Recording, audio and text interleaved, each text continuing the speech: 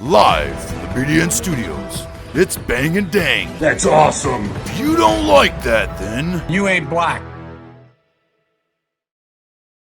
Welcome back to Outlaws and Gunslingers Mafia Edition. Back once again with some more Bonanno family shenanigans. And we actually have a story by somebody here that's worthy of by themselves in one episode. Can you believe that, guys? Happens every so now and then. We got Joseph Massino we're covering here, who took over after the likes of Carmine Galante and Anthony Spiro, who we covered last episode. Before we get to that, go check out our YouTube at the Bang Dang Network, where you get full podcasts, episodes, clips, shorts, and exclusive, well, as of right now, the exclusive Dart League, but you never know what kind of other exclusives it's going to be on there. And providing we don't get banned again. But at Bang Dang Network, leave a like, comment, subscribe. Joseph Massino, born January 10th, 1943 in New York City. New York City. He was one of three sons of Neapolitan American Anthony and Adeline Massino. Raised in Maspeth, Queens, he has admitted to being a juvenile delinquent by the age of 12 and claimed that at 14 he ran away from home to Florida. No shit. He dropped out of Grover Cleveland High School in 10th grade. Massino first met his future wife, Josephine Vitale, in 1956 and married her in 1960. Oh, that's great. They had 3 daughters, and Massino also befriended Josephine's brother, Salvatore Vitale, who, after briefly serving in the Army, became one of Massino's most trusted allies. I bet. Fantastic. While athletic in youth, old Massino was an avid cook. Grew overweight in adulthood, though. His weight gained him the nickname Big Joey. During 1987 racketeering trial, when he asked FBI agent Joseph Pistone, who was to play him in a film adaptation of his undercover work, Pistone joked that they could not find anyone fat enough. By 2004, Massino was suffering from diabetes and high blood pressure as well.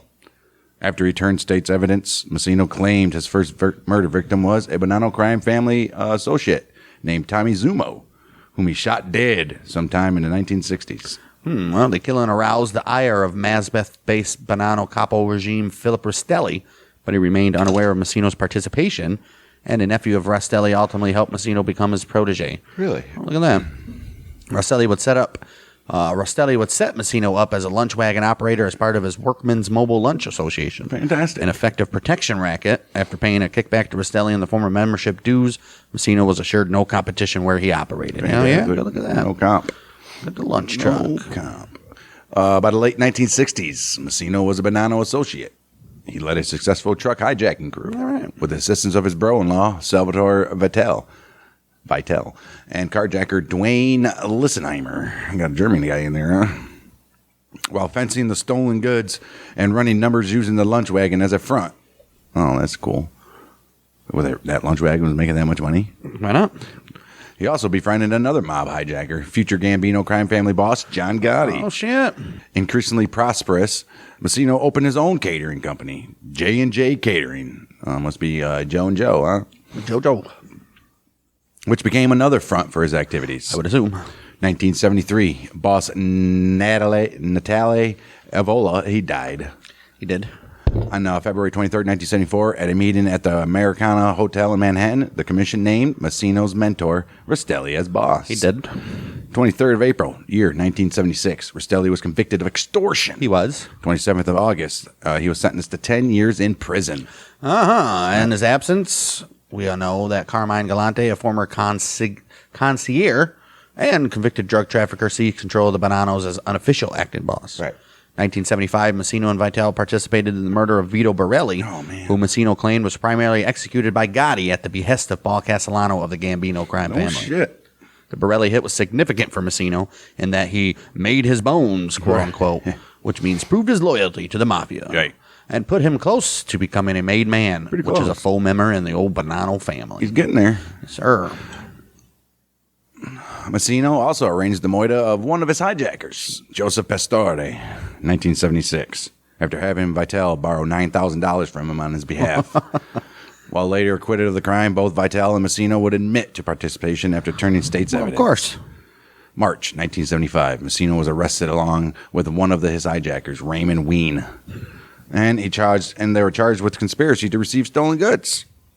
He was scheduled to go on trial in 1977, but the charges were dropped after he successfully argued that he had not been properly Mirandized. No, can't do that. Disqualifying statements Massino gave to the police from being used in the trial. That guy, huh? He was hoping they wouldn't give me no Mirandas. Right. 1977, June 14th, Massino was inducted into the Bonanno crime family along with Anthony Spiro, Joseph Chili Jr., and a group of other men and others. Oh, nice. We had that in the last episode. He worked as a soldier in James Galante's crew and later worked in Phil Lucky Giacone's crew, or Giacone maybe. Massino nevertheless remained loyal to Rastelli. Obviously. Then vying to oust Galante despite his imprisonment. Oh. Fearing Galante wanted him dead for insubordination, Massino delivered a request to the commission on Rastelli's behalf to have Galante killed. Ooh, and Rastelli is just waiting. Or they're waiting for Rastelli to approve it. The hit was approved and executed on 12th of July, 1979. Rastelli subsequently took full control of the family and rewarded Massino's loyalty by promoting him to capo. Oh, look at you, bud. By the beginning of the 80s, Massino ran his crew from the J&S Cake Social Club, a property just behind J&J Catering. The building was seized in 1988 during a crackdown on the Bonanno's gambling activities. Good for you. I got a bunch of surveillance. That's got to look good on him, doesn't he? Not that big, though. Paulie and Goodfellas. All right. Following the Galante hit, Massino began jockeying for power with Dominic Sonny Black Napolitano, another Rastelli loyalist capo. Both men were themselves threatened by another faction seeking to depose the absentee boss led by capos Alphonse Sonny Red Indelicato, Dominic Big Trincera, and Philip Giacone. The commission initially tried to maintain neutrality, but 1981, Massino got word from his informants that the three capos were stocking up on automatic weapons and planning to kill the Rastelli loyalists within the Bonannos to take complete control. Bonannos, man. These guys. They like to fight each other. Huh? Yeah, so Massino turned to the Colombo crime family boss, Carmine Persico, and Gambino boss, Paul Castellano, for advice. They told him to act immediately. He's like, if I was you, they're going to get you. You better get them first. He's like, you guys need to figure this shit out. It's been going on for a long time. Embarrassing the five families. Right. I mean, between you and frickin' Joe Bonanno. and the other family we did first. Genovese, they didn't do anything. Massino, Napolitano, and Gerlando Sciascia, a Sicilian-born capo, he linked to the Material Rizzuto crime family. They arranged a meeting at a Brooklyn social club with the three capos for May 5th, 1981. Something tells me this meeting's not going to go as planned. Well, they had four gunmen, including Vitale and Bonanno-affiliated Montreal boss Vito Rizzuto. The actual boss. Right, hiding in a closet to ambush them when they came. Jeez, when Trincera, Giacone, and Indelicato arrived with Francolino to meet Massino, they were shot to death, with Massino himself stopping Indelicato from escaping. Really? Lino escaped unscathed by running out of the door. The hit further improved Massino's prestige, but was marred by both Lino's escape and the discovery of Indelicato's body on May 28th. You can't discover the body. Right. Massino quickly won Lino over to his side, but Indelicato's son, Anthony Bruno Indelicato, vowed revenge. Oh, I bet. Yeah, you killed my father. Prepare to die. Right. Napolitano assigned associate Donnie Brasco. We did. Who he hoped to make a made man and to kill Indelicato. Then Donnie's like, dude, you got to get me out of here. Right. Brasco, however, was in fact an undercover FBI agent named Joseph Pistone. Shortly after the hit was ordered, Pistone's assignment was ended, and Napolitano was informed of their infiltration. Already skeptical of Napolitano's support of Brasco, Massino was deeply disturbed by the breach of security when he learned of the agent's true identity. He's like, are you freaking kidding me? You idiot. This guy knows everything. Right. Vitale would later testify that this was the reason Massino would subsequently decided to murder Napolitano as well. Oh, he had to. As he would later quote Massino, I have to give him a receipt for the Donna Brasco situation. Right. In his own testimony, Massino instead claimed Napolitano was targeted for trying to take over the Bonannos himself. Maybe. August 17th, the former renegade Francolino and Stephen Canone drove Napolitano to the house of Ronald Filicomo, who was a Bonanno family associate, for a meeting. These meetings. Right. If I was these guys, I'd be a little wary of meetings. Right. Napolitano was greeted by Captain Frank Cappa, then thrown down the stairs to the house's basement by Lino, and then shot to death. Oh, no. Napolitano's body was discovered the following year. Oh, holy shit. Oh, Benjamin Ruggiero, they call him Lefty, who helped Pistone formerly become a Bonanno associate, was also targeted. but was arrested en route to Meaden, where he was expected to be moited. Yeah, his life saved. Right. 18th of February, 1982, Anthony Mira, the soldier who first discovered Pistone, was assassinated on Massino's orders. Mira had gone into hiding upon Pistone's exposure, but was ultimately betrayed and moited by his protege and cousin, Joseph D'Amico. Oh, my. November 23rd, 1981, based on information gained by Pistone's infiltration, 6 Bonanno mobsters, including the then missing Napolitano, were indicted on racketeering charges and conspiracy in the 3 Capos hit. March 82, Massino was tipped off by a Colombo-associated FBI insider that he was about to be indicted and went into hiding into Pennsylvania with Leisenheimer. March 25th, 1982, Massino was also charged with conspiracy to murder Indelicato, Giacone, and Trinchera, and plus truck hijacking. Let's throw the truck hijacking in there, too. Might as well. Look at that shit. In hiding, Massino was able to see the prosecution strategy and better plan his defense, as well as eventually face trial without association with other mobsters. Right, that's probably best. Go on trial by yourself instead of lumped in with all the others. Right. Pistone later speculated that Massino also feared retaliation upon the revelation that his associate Raymond Ween had turned state's evidence. Massino was visited by many fellow mobsters, including Gotti, and Vitale would secretly deliver cash to support him. Well, look at that. At least you're still... Right. April 21st, 1983, Rastelli was paroled, and he and Massino ordered the murder of Bonanno capo Caesar Beneventre, the leader of the family's Sicilian faction. Still a fugitive, Massino summoned Vitale, Louis Adanasio, and James Tartaglione to his hideout and gave them the order. By this time, even though Rastelli was still officially head of the family, Massino was considered by most mobsters to be the family's street boss and field commander in all but name, as well as Rastelli's heir apparent. Okay. According to Vitale, it's like, he's been running it while you've been in prison, dude. Right. Just whatever. You can have the title of boss. Right. According to Vitale, Massino had Bonaventre killed for giving him no support when he was in hiding. Hey. Killed that cocksucker. All right. April 1984. Bonaventre was called to a meeting with Rastelli and the Queens. He was picked up by Vitale and Atanasio and driven to a garage. En route, Atanasio shot Bonaventre twice in the head, but only wounded him. He would kill Bonaventre with 2 more shots when they reached their destination. Jeez. The task of disposing of his body was handed to Gabriel Infante, who promised Vitale that Bonaventre's remains would disappear forever. However, after a tip-off, the remains were discovered on 16th of April 1984 in a warehouse. Why would they take him to a warehouse in Garfield, New Jersey, stuffed into 2 55-gallon glue drums? For his part in the hit, Massino had Vitale initiated into the Bonanno family. Vitale's like, yes. Though through Gotti associate Angelo Ruggiero, Massino was able to meet with defense attorney John Pollock in 1984 to negotiate his surrender. He finally turned himself in July 7th and was released on $350,000 bail. Fantastic. That year, Massino and Salvatore Vitale secured no-show jobs with the Long Island-based King Caterers in exchange for protecting them from Lucchese extortion. Right. 85, Massino was indicted twice more, first as a co-conspirator with Rastelli in a labor racketeering case for controlling the Teamsters Local 814, then with a conspiracy charge for the Pastore murder that was added to the original 3 Capos indictment. Second indictment also charged Vitale as a co-conspirator in the hijacking cases. Cool. Good for you guys. The labor racketeering trial began April 1986, with Massino as one of 12 defendants, including Rastelli and former underboss Nicholas Marangello. While Massino protested in confidence to other mobsters, he never had the opportunity to profit from the racket. He was implicated by both Pistone and union official Anthony Gilberti. And on October 15, 1986, he was found guilty of racketeering charges for accepting kickbacks on the Bonanno's behalf. Oh, yeah. What are you going to do? 16th of January, year 1987, Massino was sentenced 10 years in prison.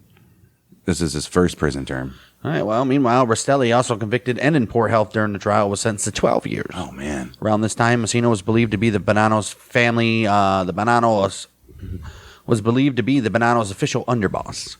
With Rastelli in decline in health, Massino was also reckoned as the operating head of the family, though concierge Anthony Old Man Spiro was nominally acting boss at this time. April 1987, Massino and Vitale went on trial for truck hijacking and conspiracy to commit the triple murder. Oh, jeez. They were defended by Samuel H. Dawson and Bruce Cutler, respectively. Oh, fantastic, Bruce Cutler. Good for you, bud. Prosecutor Michael Chertoff Take my shirt off. Prosecutor Michael Chertoff, describing Massino's rise in his opening statements, would characterize him as the Horatio Alger of the mob. Raymond Ween and Joseph Pistone testified against Massino, but both proved unable to conclusively link Massino with any of the murder charges. 3rd of June, while both men were convicted on hijacking charges, they were cleared of the Moida conspiracy charges. Further, the only proven criminal acts took place outside the RICO's Act's 5-year statute of limitation. Without evidence that the criminal enterprise was still active in this time frame, the jury returned a special verdict, clearing Massino and Vitale of these charges as well. They're like, yeah, look at these guys, got off. and they got a 5-year statute of limitation for RICO. Well, for certain things, I would assume, not murder and shit. Right. During Massino's imprisonment in Talladega Federal Prison, he was going around the track. Talladega. For his 1986 conviction, Vitale functioned as his messenger, effectively becoming co-acting boss alongside Spiro. On Massino's orders, Vitale organized the murder of Gabriel Infanti, who had also botched a 1982 hit on Anthony Gilberti and was suspected of being an informant. Oh, man. During his meetings with Massino in prison, Vitale, on behalf of the Bonanno's capos, urged his brother-in-law to become boss in name as well as in fact. Right. Rastelli had spent all but 2 years of his reign behind bars, and many felt Massino would bring the family stability. He would. You guys have not had stability Right. since the freaking 20s or some shit. Not even then. This is crazy, man. How did they even survive this long? Right. Massino was reluctant to take over as long as Rastelli was alive. Not only was he respectful of Rastelli's sponsorship of his Mafia career, but Mafia tradition dictates that a boss keeps his title for life unless he abdicates it. Right. However, in the spring of 1991, Massino ordered Vitale to make me boss as soon as Rastelli died. Rastelli died on 24th of June, 1991. Okay. A few days after his funeral, Massino instructed Vitale to call a meeting of the family's capos, and Massino was acclaimed as boss. Good for him. So he stuck to his word. Massino was granted 2 years supervised release on November 13, 1992. During that time, he could not associate with convicted mafiosi. To get around this restriction, Massino named Vitale underboss and retained him as his messenger for the duration of his supervised release. Right. Can't say nothing. It's his brother-in-law. Right. So, while the FBI suspected Vitale as a mafioso, he had never been convicted of a mafia-related crime. Right. The FBI would thus have no reason to be suspicious of him associating with Massino since, like I said, they were in brother-laws. They're bro-in-laws, man. They were in brother-laws. Right. Okay, Massino returned to his job at King's Caterers. In 1996, became co-owner of Casablanca, a well-reviewed Macbeth Italian restaurant. Massino was 48 years old at the time of his accession, and he knew that he potentially had a long reign ahead of him. With this in mind, he was determined to avoid the pitfalls that landed other mafia bosses in prison. Inspired by Genovese boss Vincent Gigante, Massino forbade his men from saying his name out loud due to FBI surveillance. Instead, they were to touch their ears when referring to him. Massino gained the nickname The Ear because of this. Wow, unoriginal. Right. Massino took a great number of precautions in regards to security and the possibility of anything incriminating being picked up on a wiretap. He closed the family's longtime social clubs. He also arranged family meetings to be conducted in remote locations within the U.S. In some cases, he held meetings in foreign countries and had his capos bring their wives along so they could pass off his vacations. That fucking dog's a piece of shit. Remembering how Pistone's infiltration had damaged the family, he also decreed that all prospective made men had to have a working relationship with an incumbent member for at least 8 years before becoming made, in hopes of ensuring new mafiosi were as reliable as possible. I mean, come on. These guys in like the 70s, 60s, they're just making everybody. Right. You can't do that shit. Right. No wonder why everybody's turning in state evidence. Jeez. Unusually for bosses of his era, he actively encouraged his men to have their sons made as well. In Massino's view, this would make it less likely that a capo would turn informer, since if that happened, the defector's son would face almost certain death. Right. To minimize the damage from informants or undercover investigations, Massino decentralized the family's organization. He created a clandestine cell system for his crews, forbidding them from contacting one another and avoiding meeting their capos. Wow. Right. Really? We don't know who the boss is. It just came down from the boss. He would instead create a new committee that would relay his orders to the crews, in contrast to his contemporaries, particularly the publicity-friendly Gotti and the conspicuous feigned insanity of Gigante. Massino himself was also able to operate with relatively low public profile. Both Pistone and mob writer Jerry Capecci would consequently refer to Massino as the last of the old-time gangsters. Really is, yeah. Fantastic. A side effect of these reforms was the reduction of Vitale, in his own words, to a figurehead. By the time of Massino's release, the Bonanno family had grown tired of Vitale, regarding him as a greedy and overstepping his authority. In the new structure of the family, Vitale lost the underboss's usual role as a go-between for the boss, as well as the share of the family's profits those duties entailed. Massino made it clear to Vitale his unpopularity was a factor in these changes. He's like, dude, you had one job. He's like, don't worry, dude. You're my freaking brother-in-law. First of all, you're going to be taken care of. First of all, unless you fuck around on my sister or something. Vitale remained loyal, however, and helped Massino organize the March 18th, 1999 murder of Gerlando Sciascia. Massino indicated to fellow mobsters that Sciascia was killed for feuding with fellow Massino confidant capo Anthony Graziano, accusing him of using cocaine. While in his own testimony, Massino claimed Sciascia was killed for killing another mobster's son. Oh, you can't do Either that. or. Sciascia's body was not covertly buried, but instead left to be discovered in a street in the Bronx in an attempt to make the hit look like a botched drug deal rather than a mafia-ordered hit. Oh, okay. And Massino had his capos attend Sciascia's funeral as well. Oh, fantastic. Right, obviously. All right, shortly after. Right, what would be the... Right. You're just giving yourself away if you don't attend the damn funeral. Right. Shortly after becoming boss, Massino announced that his men should no longer consider himself as part of the Bonanno family. Instead, he renamed it the Massino family, after himself. Like many mafiosi, he was angered at family namesake Joseph Bonanno's tell-all autobiography, A Man of Honor, and regarded it as a violation of the code of omerta. Omerta. He told Vitale that, in his view, Joe Bonanno disrespected the family by ratting. The new name was first disclosed after Massino was indicted in 2003 and did not catch on outside the Mafia. Yeah, what are you going to do? Before Massino became boss, John Gotti was one of his closest allies. Massino had backed Gotti in his plot to take over the Gambino family, and as Gambino boss, Gotti tried to get Massino a seat on the commission as the Bonanno's acting boss. Gotti reportedly infuriated that Massino had been officially promoted without him being consulted. Whoa. And Massino would later testify he believed Gotti conspired with Vitale to kill him. Really? Gotti, however, was marginalized by his 1992 racketeering and murder conviction and consequent life imprisonment. Right. He's like, dude, I got other things to worry about. Right. Massino, for his own part, was angered at Gotti's high public profile and later criticized Gotti for killing Gotti's predecessor, Paul Castellano. Yeah. Massino also had a poor relationship with Vincent Gigante, who had backed the opposition to Rastelli and blocked Gotti's attempts to bring Massino onto the commission. Oh. The Bonanno family had been in decline for the better part of the last quarter century since Joey Bonanno's ouster in the 1960s. And it was kicked off the commission altogether following Pistone's infiltration. I mean, yeah. Sure was. I don't even know how if you can let him even back on. There's no way. Well, by the 90s, the situation was reversed, and the Bonanno family was now reckoned as the most powerful crime family in New York and the nation. Wow. In no small part because Massino was the only full-fledged New York boss who was still on the streets. Oh, shit. Right. As it turned out, being thrown off the commission actually worked in the Bonanno's favor. They were the only family whose leadership wasn't decimated in the Mafia Commission trial. That's true. Wary of surveillance, Massino generally avoided meeting with members of other Mafia families and encouraged his crews to operate independently as well. Right. Nobody says you have to be. Right. January year 2000. Massino did preside over an informal commission meeting with the acting bosses of the other four families, however. As the most powerful mafia leader in both New York and the nation, Massino was in a position to make general policies for the five families. Look at him. Under his direction, the commission tightened qualifications to become a made man, requiring candidates to have full Italian descent. Previously, only you only have to have Italian-American father was the minimum requirement. Really? And he also imposed restrictions on initiated and associates convicted on drug charges. Yeah, you shouldn't have that. According to Capecci, the murder of Sciascia soured relations between the Bonanno and Rizzuto families. Originally considered merely a Canadian Bonanno crew, the Rizzutos responded by taking even less heed from New York. At the beginning of his reign as boss, Massino enjoyed the benefit of limited FBI attention.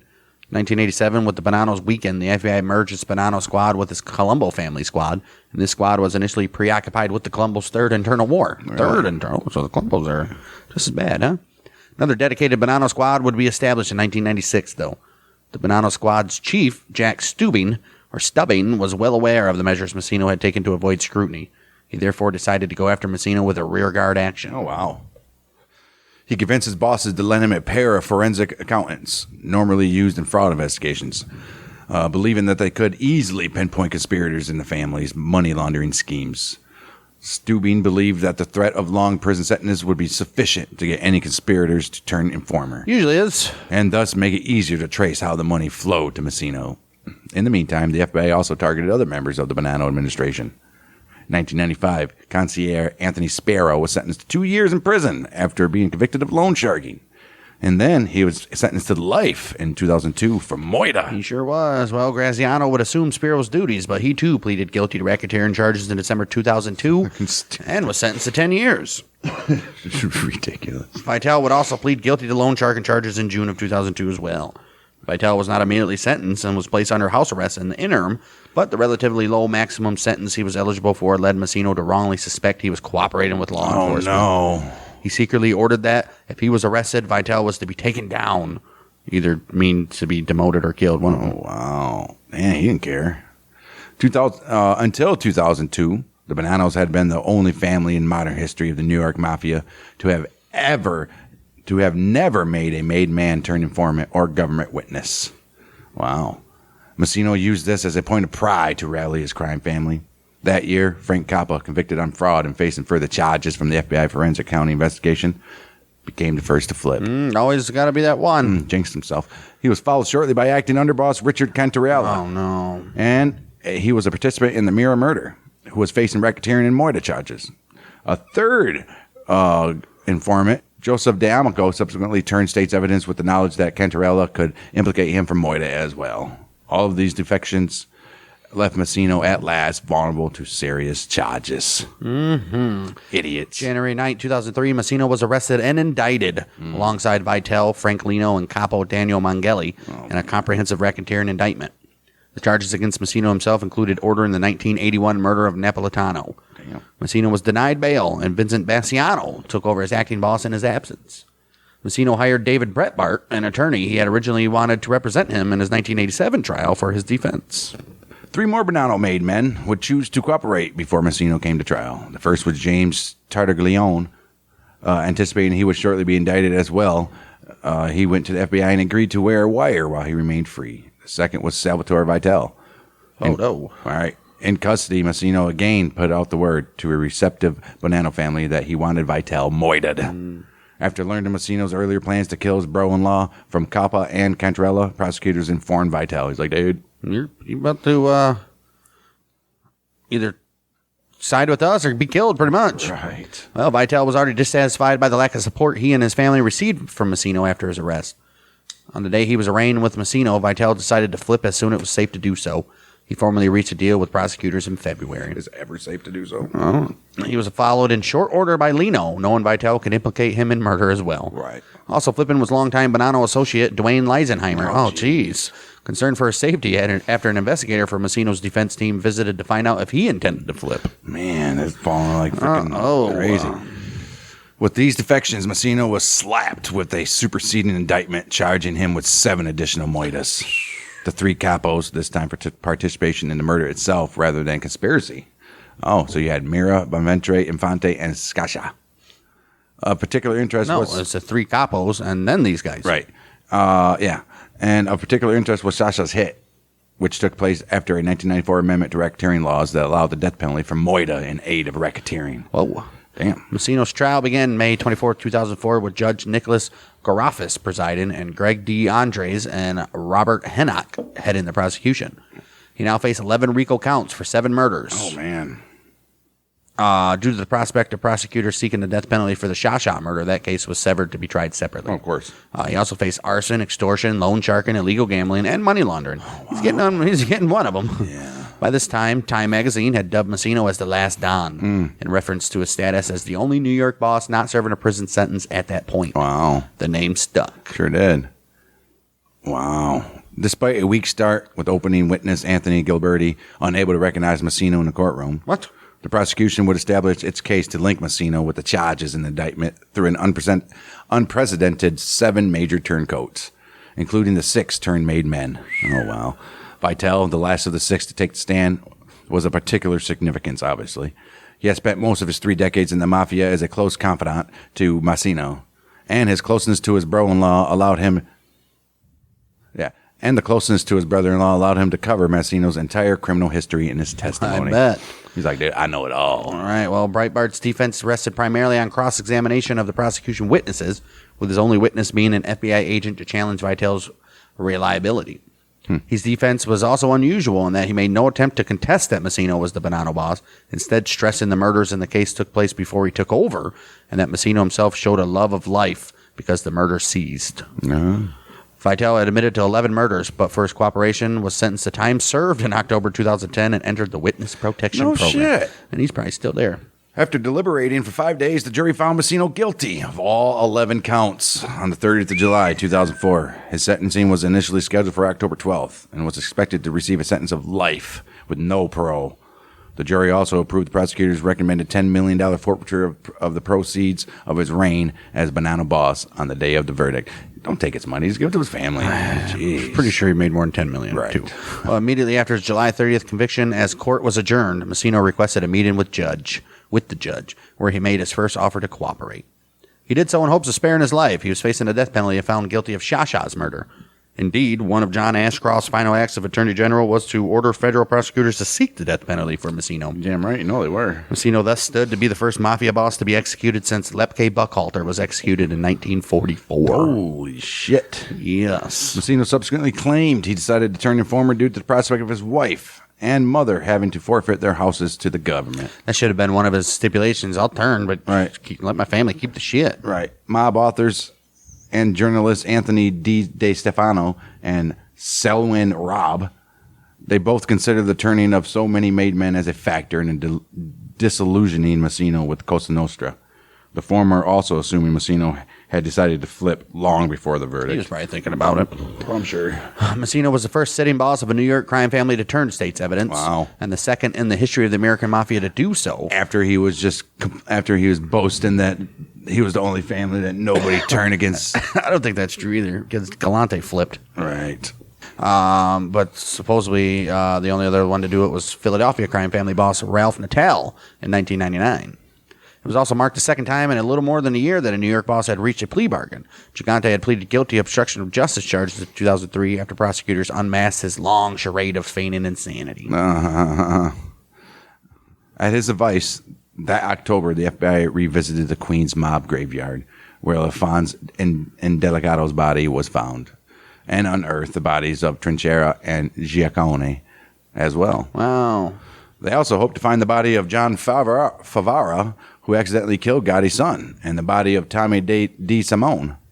Massino also reported that Vincent Basciano, arrested in November, had conspired to kill prosecutor Greg Andres. But after failing a polygraph test regarding the discussion, he agreed to wear a wire when meeting the acting boss in jail. Jeez. Well, Massino was unable to extract an unambiguous confession regarding Andres. He did record Basciano freely admitted to ordering the murder of associate Randolph Pizzolo. Oh, man. Idiot. By the end of January 2005, when Basciano was indicted for the Pizzolo murder, Massino was identified by news sources as the then anonymous fellow mobster who secretly recorded his confession, to the public disgust of Massino's family. Oh, wow. Further confirmation of Massino's defection came in February, as he was identified as a source for the graveyard. Oh, no. Then in May, when the Justice Department dropped the threat of the death penalty regarding the Shasha case, and they're like, oh, too much shit's adding up here. This dude squealed. They're like, really? Jeez. This guy? Are you freaking serious? You know they did that shit. The prosecutors and shit was probably leaking all this shit to the press. Like, we're going to make these mafia guys look like fucking pussies. Right. All those years, this Massino guys has been bragging how these guys keep their mouths shut. Mm-hmm. And they are the mafiosi. Wow. In a hearing on June 23rd, 2005, Massino finalized his deal and pled guilty to ordering the Shasha murder. For this and his 2004 conviction, he was sentenced to 2 consecutive life sentences with a possible reduction depending on his service as a witness.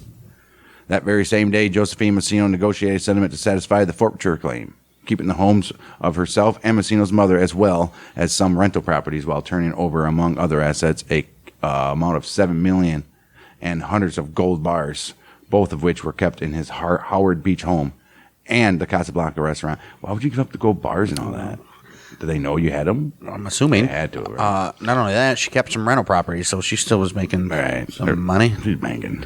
Massino was not replaced as Bonanno boss until 2013, when Michael Mancuso had replaced Bassiano as acting boss, who was reported to have formally assumed the title. Dang, they let this dude still be boss? I mean, I guess until he died, right? He wasn't replaced. He was just... Bassiano was the acting boss. Right. But not official.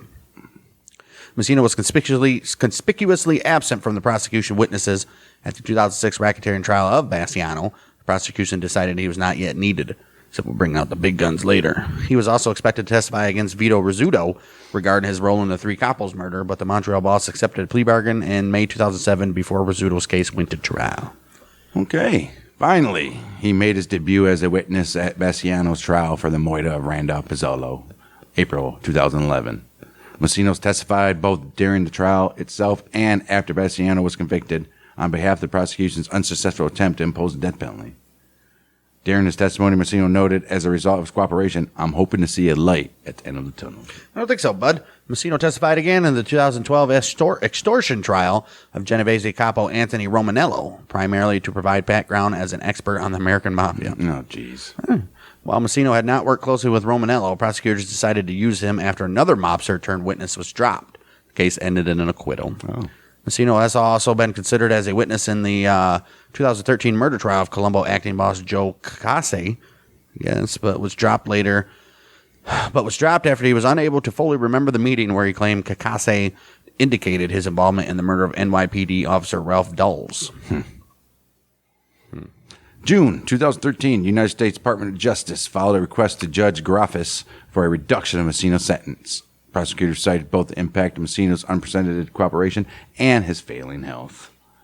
The judge granted the request on the 10th of July, resentencing Massino to time served and supervised release for the remainder of his life. Damn, look at this guy. Out on break. Out. He's out. He's out. And he's not dead, apparently. Supervised release, huh? Look at him. I'm surprised he didn't get murdered already. He's got to be dead by now. I don't know. He was born in 1943. Right? Is that right? Should be alive. 80. Yeah. Well, good story. Haven't heard a lot of that before so far. Right. Especially with Massino's stuff. Good stuff. Good stuff. Finally, some good stuff. Well, that's probably going to end after this episode. Well, we'll probably have a little bit about Vincent Bassiano, maybe Michael Mancuso, Salvatore Montagna, and Vincent Badalamenti.